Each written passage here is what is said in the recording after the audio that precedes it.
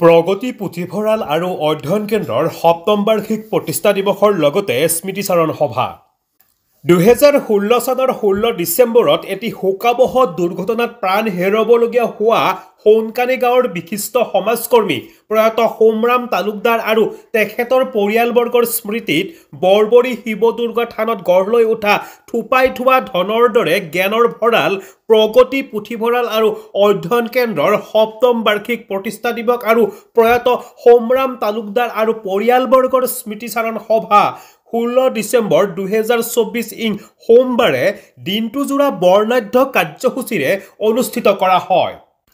ৰাতিপুৱা 9 বজাত প্ৰগতি পুথিভঁৰাল আৰু অধ্যয়ন কেন্দ্ৰৰ পতাকা উত্তোলন কাৰ্যসূচী ৰূপায়ণ কৰে সভাপতি প্ৰগতি পুথিভঁৰাল আৰু অধ্যয়ন কেন্দ্ৰৰ মহেশ মহন্তই। 9:15 শ্বহীদ তৰ্পক ৰূপেন কলিতা। 10:15 আয়তীৰ নাম প্ৰসংগ। 11 বজাত প্ৰয়াত সোমৰাম তালুকদাৰ আৰু পৰিয়ালবৰ্গৰ প্ৰতিচ্ছবিৰ সন্মুখত বন্তি প্ৰজ্বলন। 11:30 স্মৃতিচাৰণ সভাৰ লগতে প্ৰতিষ্ঠা দিৱসৰ সভা অনুষ্ঠিত কৰা হয়।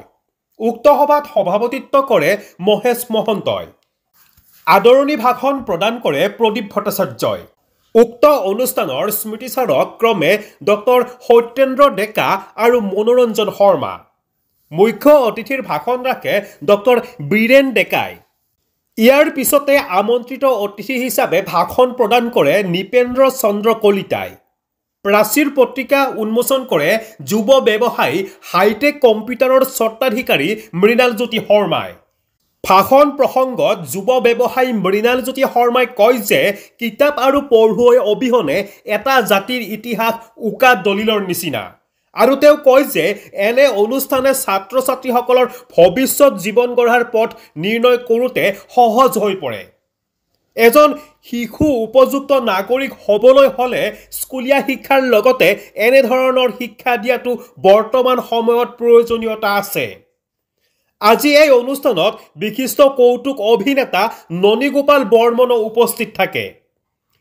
শেষত সভাপতিৰ মন্তব্য আৰু বঁটা বিতৰণী অনুষ্ঠানেৰে প্ৰতিষ্ঠা দিৱস আৰু স্মৃতিচাৰণ সভাৰ সফল সামৰণি পৰে।